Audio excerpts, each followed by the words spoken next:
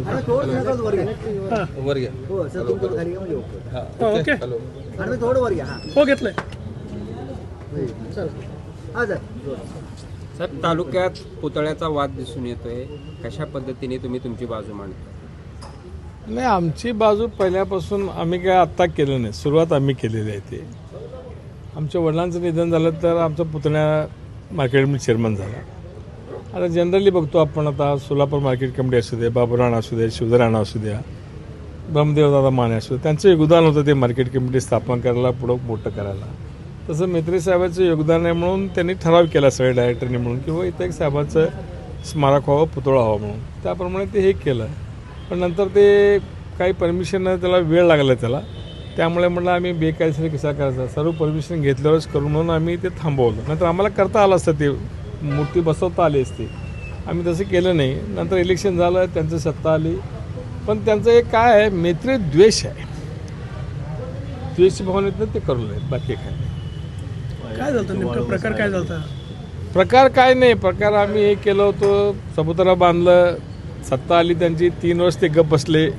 आता ते परवा नगरपालिकेचे इलेक्शन झाले, ते मार्केट कमिटी चेअरमन उभारला, त्यांनी पडला ते आमच्या विरोध. मग व्हाईस चेअरमन आमच्या मुलाच्या विरोध जिल्हा परिषद उभारला, त्यांनी पडला. तिथल्या एक डायरेक्टरची मुलगी त्यांच्या आपल्या पाटीलच्या याच्या विरोध उभारली, तिथं पडली.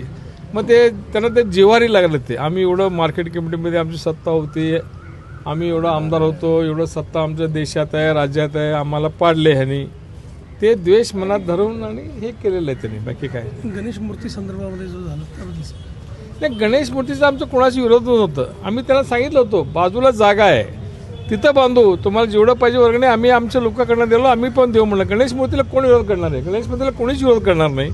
आम्ही आमच्या घरात स्थापन केले, त्याच्यापेक्षा चांगलं गणेश चला तुम्हाला घरी दाखवतो आम्ही तिथं, असं कोणी विरोध करत नाही. पण त्यांना ते देशभावनातनं मुद्दाम केले त्यांनी. ते म्हणजे ते गणेश मूर्ती स्थापन करण्यासाठी काय काय म्हणजे काय झालं, परवा घटना काय घडली, किती लोक आलते? नाही, काय झालं माहीत आहे का तुम्हाला, थोडक्यात सांगतो. तिथं ते चबुतरा त्याच्यावर तिथं बांधकाम करत होते त्यांनी. मग आमच्या लोकांनी अडवलं. मग तिथं तक्रारी केलं, पोलीस आले, सगळे तहसीलदार आले, सगळं बघितले. तिथं त्यावेळी काय गणेश मूर्ती स्थापन केली होती त्यांनी. मग तिथं DDRने सगळ्यांनी सांगितलं, बा इथं तू परमिशन घेतल्याशिवाय काही करू नका. SP सांगितलं, SPने फोन करून सांगितलं PIला चिल्लावरला, परमिशन नसल्याशिवाय कोणालाही काही करू देऊ नका. मग सांगितले तुम्ही सगळे जावा इथं एक वीट पण आम्ही चढू देणार नाही. आम्ही पोलिसाच्या शब्दावर विश्वास ठेवून आम्ही गेलो. मग त्या दिवशी रात्री 2:30 वाजता आणून त्यांनी एक टेबल ठेवून गणपती मूर्ती बसवली त्याच्यावर. मग कळल्यावर आम्हाला मग दुसऱ्या दिवशी हे आमच्या लोकांनी आंदोलन केलं. आंदोलन केलं परत तिथं सगळे आले, DYSP आले, तहसीलदार आले, PI आले, DDRचे लोक आले, AR आले. DDRने स्पष्ट निर्देश दिले की बा इथं त्याच्या पुढं इथं काही करायचं नाही म्हणून त्यांनी मार्केट कमिटीचे 2 माणसं आणि 2 पोलीस ठेवले तिथं. कोणी तिथं करत नाही म्हणून एवढं सगळं केलं, लेखी दिलेत आम्हाला म्हणून आम्ही का बसलो.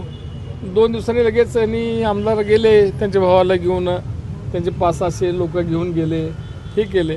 आम्हाला पण करता आलं असतं ते, त्यांनी 500-600 आणलं असतं तर आम्ही 25,000 आणलं असतं, तिथं येऊ पण दिलं नसतं विचार केला तर. म्हणलं जाऊ दे, म्हणलं कशाला आपण संघर्ष करायचं. आणि विशेष म्हणजे अजब वाटतं, मला आश्चर्य वाटतं, जे कायदा व सुव्यवस्था ज्यांनी राखायला पाहिजे, कायदेशीर होतं की नाही बघायला पाहिजे, हे मुख्य डिपार्टमेंट पोलिसांचं काम आहे. आम्ही SPला बोललो, SP म्हणते मी खाली सूचना दिलो, DYSP म्हणते नाही साहेब काय होणार नाही, PI म्हणते एक वीट चढू देणार नाही, कलेक्टर सांगते तिथं काय होणार, कलेक्टरने तहसीलदारला पाठवलं, DYSPला पाठवलं. मग सगळं एवढा अधिकार आम्ही विश्वास नाही ठेवायचा का? तरी त्यांच्या सगळ्यांच्या नाकावर टिचून त्यांनी बेकायदेशीर बांधकाम केलं आणि मूर्ती प्रतिष्ठापन केली. त्यांच्यावर कारवाई व्हायला पाहिजे, आमचं म्हणणं आहे. दादागिरी सोडलं.